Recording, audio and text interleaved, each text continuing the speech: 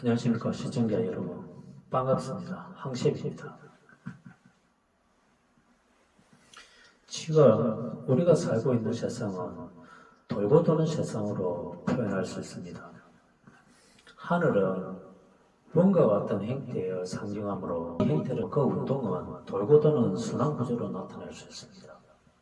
과거 지구가 중심이었고 그 주위를 태양이나 달, 화성과 금성이 회전한다는 프톨레마이오스의 천동설이 태양 중심으로 지구가 돈다는 코페르니쿠스의 지동설이 출현하면서 우리는 지구에서 태양계로의 시각을 넓힐 수 있었죠. 그 뒤 천문학이 더욱 발전하면서 망원경을 통한 우주관적 정보가 더욱 쌓여감에 따라 태양계 또한 은하계 중심에 위치한 블랙홀을 중심으로 공전하는데 그 은하 1년 주기가 2억 2천만 년에서 2억 3천만 년이라고 하죠. 이 1년은 우리 지구가 태양 주위를 도는 365일과는 엄청난 차이가 나지만 365일 동안 30일의 한 달 주기와 7일의 월화수금토일의 주기를 가지면서 순환구조는 우리 일상에서 익숙한 개념으로 자리 잡고 있습니다. 하루의 생활 패턴이 집과 회사 사이를 오가는 단순한 회사원의 일상이 있다면 아침에 물길을 바로잡고 낮에는 잡초를 밟고 오후에는 비료를 뿌리는 농부의 일상도 있을 겁니다. 이러한 다양한 직업군들도 반복적인 작업을 통해 하루를 충실하게 혹은 효율적으로 보내면 작업 생산성이 높아질 수 있을 겁니다. 이러한 반복적으로 순환하는 패턴에서 한 개인이나 집단, 한 나라의 경제가 투자, 생산, 유통, 소비, 투자 이와 같은 선순환 구조를 이루면 경제는 더욱더 발전할 수 있을 겁니다. 자연에는 이러한 순환 구조가 많습니다.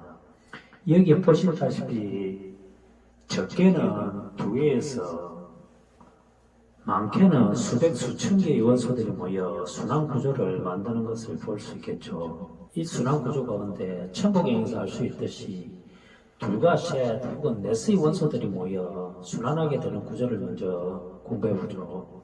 천부경은 9라는 숫자가 A는 2, B는 3, C는 4일 때 이 세 원소 A, B, C를 2 플러스 3 플러스 4 등으로 묶어 2배하면 81이 될 수 있습니다. 따라서 둘의 순환 구조와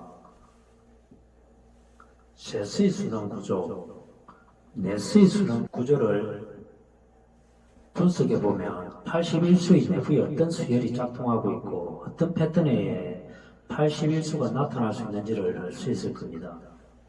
81수는 먼저 9의 제곱수이기 때문에 1, 3, 9, 27, 81과 같은 삼분법 수열이 모두 80은 0, 이와 같은 네원소의 순환 구조로 바꿀 수 있습니다. 81수가 이렇게 1에서 3을 곱하는 반복 작업에 의해 네원소의 순환 구조로 바뀌게 되면 그 반대 방향으로도 1에서 27을 곱하는 반복 과정이 나타날 수 있습니다. 이것을 순행과 역행의 순환 구조로 볼 수 있는데 이 순환 과정에서 1과 서로 마주보는 위치의 원소 사이에는 덧셈연산이 가능하기 때문에 1과 9 사이, 3과 27 사이에는 공통적으로 10의 덧셈연산이 작동할 수 있겠죠. 그러므로 1과 9, 3과 7, D 10이 되기 때문에 모두 2형과 같은 순환 구조가 천부경에서는 최소한의 순환 구조이며 이를 더욱 확장한 모듈 80이 0이 되는 순환 구조로 그 범위를 넓힐 수 있을 겁니다. 따라서 모듈 10이 0이 되는 최소한의 순환 구조만으로도 천부경의 본질을 알 수 있게 됐죠. 모듈 10이 0이 되는 순환 구조는 낙스에서 볼 수 있듯이 이 낙스는 3 곱하기 3 플러스 1은 10이 되는 수식에 의해 동작하는 원리로 이루어져 있습니다. 이 동작 원리는 2 곱하기 2 플러스 1은 5와 4 곱하기 4 플러스 1은 17과 같이 4칸의 마방진과 16칸의 마방진으로 확대할 수 있겠죠. 천부경 80환자는 9 곱하기 9 플러스 1은 80이라는 마방진으로 볼 수 있는데요. 이 마방진은 내원소가 가장 기본적인 순환구조이므로 1 곱하기 1, 3 곱하기 3이나 5 곱하기 5, 7 곱하기 7과 같은 홀수 마방진은 5와 13, 25, 41과 같은 수에 의해 그 중심이 정해집니다. 이 수열은 천부경의 원에 해당하는 수열이기 때문에 수식으로는 2x제곱 플러스 2x 플러스 1은 y라고 나타낼 수 있겠죠. 즉, 이 수식에 0부터 1, 2, 3, 4와 같은 수열을 대입할 수 있습니다. 천부경이 내수의 순환구조임을 알았으므로 이제 두 원소와 세 원소의 순환구조도 한번 살펴보죠. 두 원소의 순환구조는 여기에 보시다시피 2, 6, 12, 20과 같은 짝수합의 순환구조를 한번 나타내 볼 것인데요. 이 순환구조는 홀수합인 1, 4, 9, 16과 같은 수열이 네 원소의 순환구조임을 이루는 것과는 달리 두 원소의 순환구조로 이루어져 있는 것을 볼 수 있습니다. 이것은 짝수합의 수열을 1x, x제곱, x3의 흐름에서 볼 때 x제곱과 같은 원소로 볼 수 없기 때문인데요. x제곱이 2나 x제곱이 6일 때 x는 루트 2와 루트 6이 때문이겠죠. 이때 루트 2는 1.4142와 루트 6은 2.4495와 같은 무리수로 표현되기 때문에 이 무리수는 소수점 이하 수열이 많기 때문에 정수처럼 간단히 암산으로 계산하기 어려운 문제가 있습니다. 이제 정수만으로 이루어진 순환구조에서 짝수합이 2, 6, 12는 모두 3이 0이 되고 15가 0이 되고 143이 0이 되기 때문에 이 수열은 2 곱하기 2 마이너스 1, 6 곱하기 6 마이너스 1, 12 곱하기 12 마이너스 1과 같은 수식으로 표현할 수 있습니다. 이 수식은 순행과 역행의 수가 동일하기 때문에 두 수를 제곱한 것으로 표시할 수 있죠. 이와 달리 세원소의 순환구조가 1, 2, 4, 1과 같은 순환구조가 있다면 이 순환구조는 2와 4를 각각 순행과 역행하는 수로 볼 수 있고 2 곱하기 4 마이너스 1에 1 곱하기 1은 7로 나타낼 수 있습니다.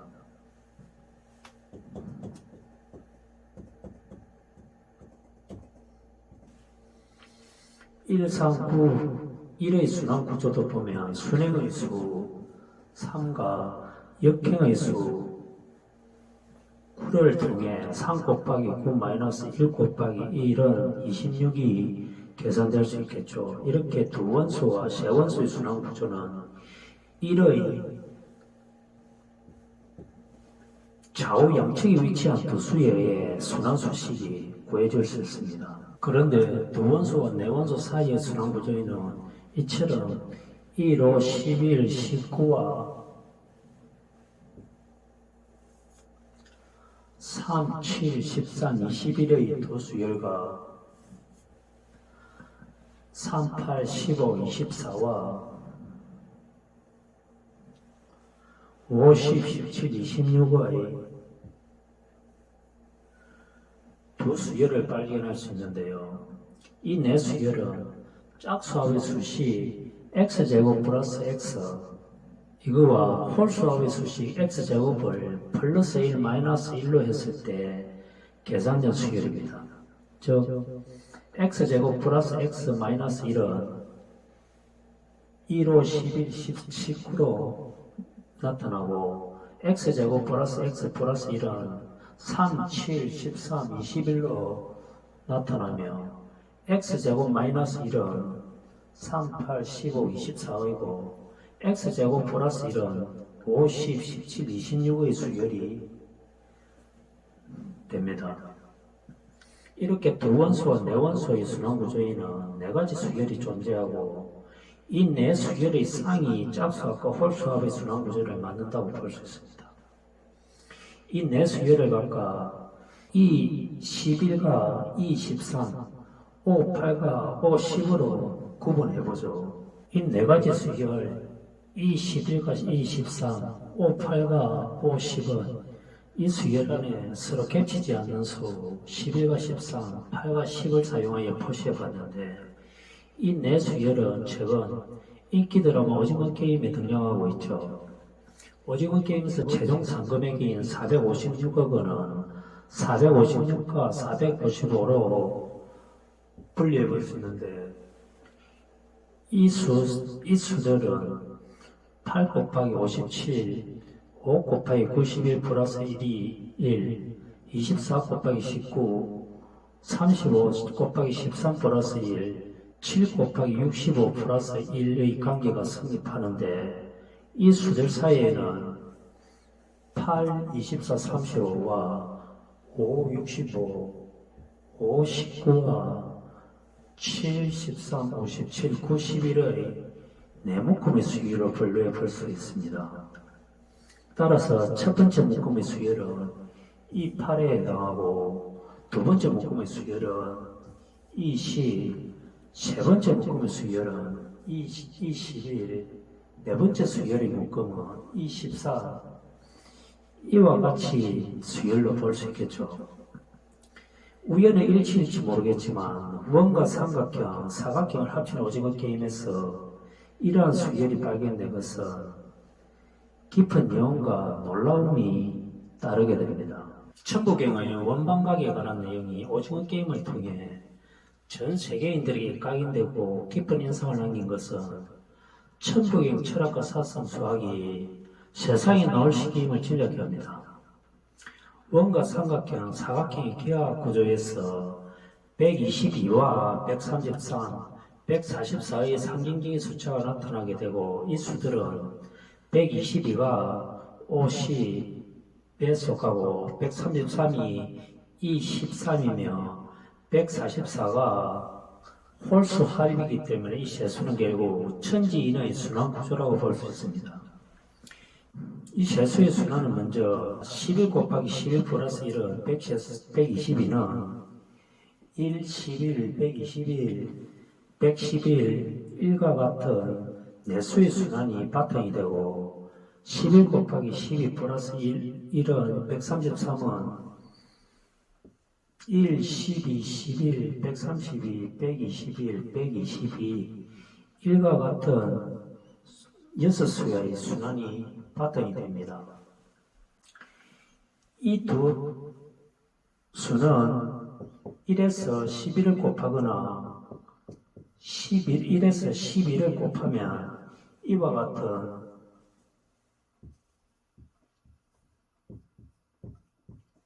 모듈법 122가 0이 되고 모듈법 133이 0이 될 때 이와 같은 순환 구조가 나타날 수 있습니다. 144의 홀수합 같은 경우에는 144가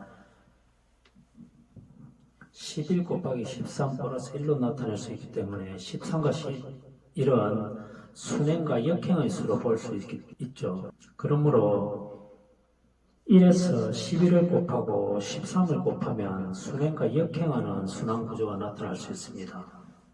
이 두 구조는 각각 12가지 원소가 바탕이 되기 때문에 나머지 131가지 수열에 대해서는 언급하지 않겠습니다. 122와 133이 이 두 순환 구조의 끝부분에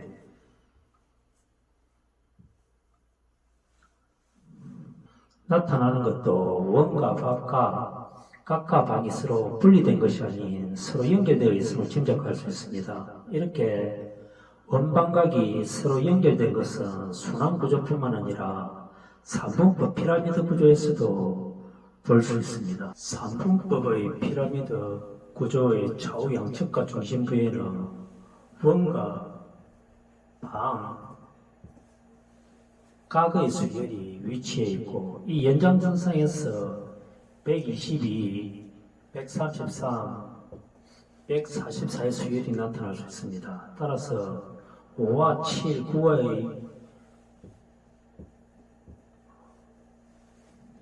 원각방에 관한 기하학의 형태에서는 그 이전에 보면 2, 3, 4라는 수가 생길 수 있습니다. 이 재수도 2는 1 곱하기 1 플러스 1이 되고 3은 1 곱하기 2 플러스 1, 4는 1 곱하기 3 플러스 4와 같은 수식으로 표현할 수 있습니다. 이 재수가 최초의 수 1에서 생긴 의미를 갖고 있습니다. 따라서 원방각의 기하학 이전에는 점 하나의 수 1에서 2, 3, 4라는 중앙 과정을 거친 후 원과 삼각형, 사각형이 나타날 수 있지만 그 외의 수는 불완전한 행성과 기운으로 가득 찬 수라고 판단할 수 있겠죠. 3의 수가 점 둘과 선 하나의 수로 이루어졌다 있다면 나머지 2, 4와 6, 8의 같은 수는 어떤 형상과 구조로 이루어졌는지 시청자 여러분께서 한번 상상해 볼 수도 있습니다. 이제 대략적으로 우리는 원과 각, 방에 관한 순환구조를 공부해 봤는데요. 이 순환구조는 원래 두 원소와 세 원소, 네 원소 사이에 존재하는 순환구조였지만 원방각의 존재 범위가 더 큰 수로 확장되는 과정에서 두 원소는 4시 되고 세 원소는 6시 되고 네 원소는 12, 그 이상의 원소가 기본 바탕을 이루게 됩니다. 이는 마방지 1 곱하기 1, 3 곱하기 3, 5 곱하기 5의 중심 수열이 1, 5, 13, 25, 41에 따라 그 몸집이 커지면서 그에 따라 정사각형에서 직사각형으로의 변화가 일어나고 혹은 직사각형에서 정사각형으로의 변화가 나타나는데 이때 아름다운 노고나 선을 형성하기도 하는 것이 바로 수열 1과 같은 수열로 볼 수 있습니다. 그러므로 두 원소의 순환구조가 0, 8이고 세 원소의 순환구조가 13이라면 네 원소의 순환구조는 5, 10이 되고 나선구조는 11의 순환구조로 볼 수 있습니다. 이 나선구조의 이 11이 특이한 점은 피보나치 수열처럼 순환하는 과정에서도 인접한 두 수의 합이 곱과 함께 동시에 작용하는 것을 볼 수 있습니다. 즉 5라는 수가 11이라는 수를 예로 들자면 5는 2 곱하기 3 마이너스 1이기 때문에 1, 3, 4, 2, 1과 같은 순환 구조를 가질 수 있습니다. 이때 이 수는 곱하기 3과 같은 순환 구조를 가질 수도 있고 인접한 두 수 1 플러스 3, 3 플러스 4 이와 같은 덧셈의 7의 수가 2가 되면서 모두 5는 0이 되는 원리가 적용되게 됩니다. 또한 11수의 경우에도 여기는 곱하기 4가 되고 5 플러스 9는 3이 되는데 이때 모두 11은 0이 되는 원리가 적용되기 때문에 3이 생길 수 있습니다. 이와 같이 이 11은 서로 마주보는 위치 수가 합하여 전체 수가 되는 것이 아닌 인접한 두 수의 합이 순환 구조를 이끌게 됩니다. 이제 이 네 수열을 통해 우리는 물리학에서 최종적으로 분리한 페르미온과 보손 입자가 각각 12개와 4개로 분류된 것과 관련하여 상상력을 한번 동원해보죠. 12와 4라는 수는 질량을 부여한다는 힉스 입자의 수 1과 연결해보면 페르미온은 3 곱하기 4 플러스 1은 13이 되고 보손은 2 곱하기 2 플러스 1은 5가 되면서 전체 입자의 수는 4 곱하기 4 플러스 11은 17이라는 수로 표현해 볼 수 있습니다. 즉 페르미온은 이 13에 속하고 보수는 O10에 속하는데 이 두 부류는 더 큰 범위의 O10, 17에 포함되어 있는 것을 볼 수 있죠. 따라서 17수는 1, 4, 16, 13, 1의 순환 구조에서 13의 수가 나타나면서 보존이 되고 이 13수는 1, 4, 3, 12, 9, 10, 11의 10수가 다시 7, 1, 3, 2, 6, 4, 5, 1의 1에서 5가 나타나는 과정에 이르게 됩니다. 이렇게 페로미온과 보손의 수 12와 4를 이 13과 O 10으로 유추해 볼 수 있는 것은 물리학자들이 건 이론을 26차원과 10차원으로 분리해 연구하는 것과 무관하지 않을 겁니다. 26차원과 10차원 또한 5 곱하기 5 플러스 1은 26이 되고 3 곱하기 3 플러스 1은 10과 같이 표시해 보면 페로미온과 보손, 힉스 입자를 포함한 17수는 4 곱하기 4 플러스 1이 되기 때문에 이 세 수식이 O10에 포함되는 것을 볼 수 있습니다. 이 O10과 같은 수열은 우주가 대칭성을 가지는 그 순간을 상징하는 수열인데 이 대칭성이 깨짐으로써 페로미온의 수열이 나타날 수 있음을 짐작할 수 있습니다. O10이 이 대칭성을 설명할 수 있는 수열이라는 것은 다음 강의 시간에 다시 논의해 볼 텐데요. 어쨌든 물리학에서 나타나는 수가 이러한 수열과 연관되고 있음을 시청자 여러분들께서도 알고 있었으면 합니다. 그리고 앞에 영상을 다 확인해 보니까 좀 잘못된 부분이 있어 정정하겠습니다. 이 부분이 7이 되어 있던 걸 9로 고쳐야 되는데 이거는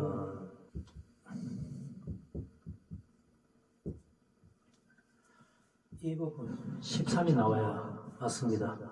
이 부분은 정정하겠습니다. 지금까지 이 강의를 시청해 주셔서 감사합니다.